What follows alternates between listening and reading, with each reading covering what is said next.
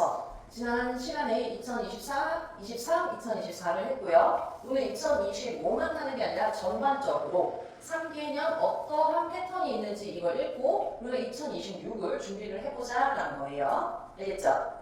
자, 넘겨보시면 그 다음 보시면 3개년 시험 구성을 한눈에 한번 비교를 해보자. 2023년에는 총 25문제, 실수 무리수 7개, 근호 계산이 6개, 인수분해가 4문제, 그리고 2차 방정식 4문제, 2차 함수 문제가 4문제 해서 5개의 단원이 되게 골고루 균형 있게 출제가 됐었죠.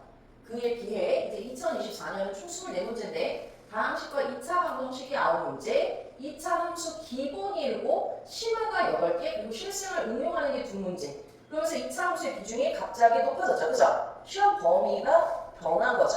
알겠어요? 자, 그렇게 해서 2차 함수에 집중적으로 전환이 이루어졌어. 자, 그러면서 2025년은요, 24문제인데, 다항식의 곱셈 3문제, 만전제곱 인수분해 3문제, 2차 방정식 6문제. 자, 2차 함수가 12문제. 압도적으로 얘도 골고루 나오는 것 같지만, 얘가 거의 50%.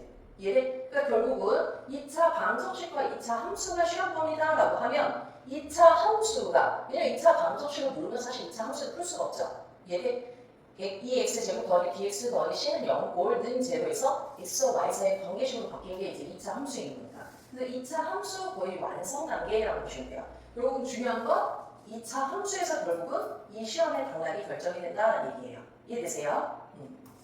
자, 그러면서 이 세 문제가 2025년에서 당락을 결정했었다고 보시면요. 인수분해 두 개 정사각형 x, y 값을 구하는 거. 둘레 조건, 넓이 조건을 내가 식으로 세울 수 있어야지 풀 수 있는 문제였겠죠. 이해되세요? 이걸 보고 어느 정도는 내가 이거 풀었던 이 유형, 그 문제가 떠올라야 돼, 이제는. 이해돼? 해서 항등식 x 더하기 y의 제곱을 활용을 하자라는 문제.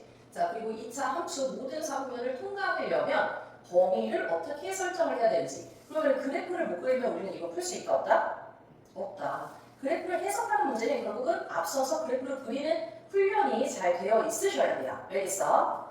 자, 그리고 이제 마지막 또 봐봐. 세 문제가 결정적이었는데 두 문제가 2차 함수 내용이에요.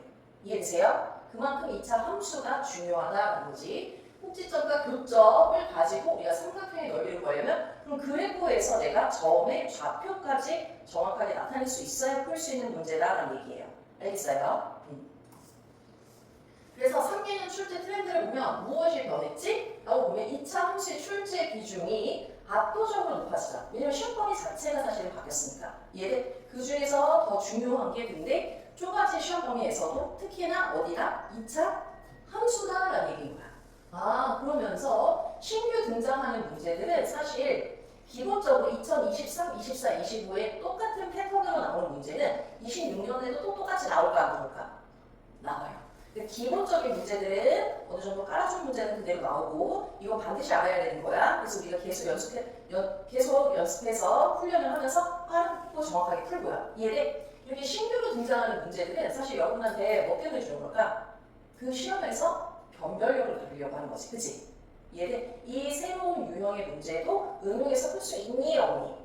그거는 충분히 앞에 게 다 되어 있어야지 풀 수 있겠죠. 그죠? 그럼 이걸 통해서 이걸 맞히느냐 못 맞히느냐 점수를 결정을 하겠지. 이해되세요? A와 B를 가리기 위한 문제라고 보시면 돼요.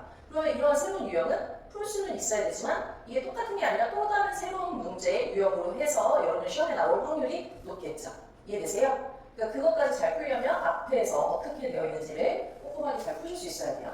그래서 절대 놓치면 안 되는 유형 2차 방정식 기본 풀이 완전제곱 변환이 안 되면 우리가 지금 2차 방정식에서도 중근을 찾게 되고, 그치? 2차 함수에서 꼭지점을 찾기도 어려워요. 이해되세요? 그래서 이 패턴은 반드시 기억을 하셔야 되고요. 2차 함수 정의를 판별하는 거 연속해서 지금 2025년까지 나오면 3개년 계속 나온 거죠. 그죠? 그러면 그게 이번에 또 나올 확률이 높을까 낮을까?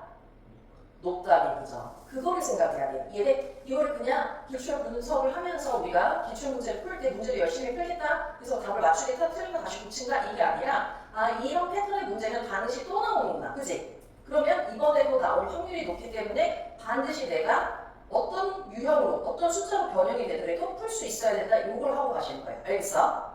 자, 그러면서 그래프, 교점 넓이, 실생활 결국은 2차 함수 그래프 못 그리면 우리 2차 함수 문제 풀 수 있다 없다?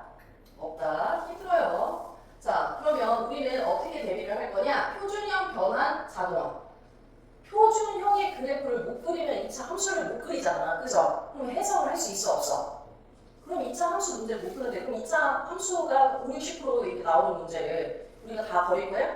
그거 다 틀리면 반밖에 못 맞아요. 알겠죠? 그래서 그거 계속 연습을 해야 된다. 그 다음에 그게 익숙해지면 이제 방정식 3가지 풀이 방법, 그래프, 그리고 먼저 반드시 그래프를 그릴 수 있어야 해석이 가능하다. 그러면서 실생활로 해서 문장으로 되어 있는 걸 우리가 해석해서 식으로 나타내는 것까지 해야지 고득점이 가능하다는 얘기예요. 알겠어? 그래서 항상 계산하기 전에 조건을 먼저 써보고 서술해보고 내가 그거에 맞춰서 지금 식을 잘 정리를 하고 있는지 반드시 확인을 하셔야 돼요. 오케이?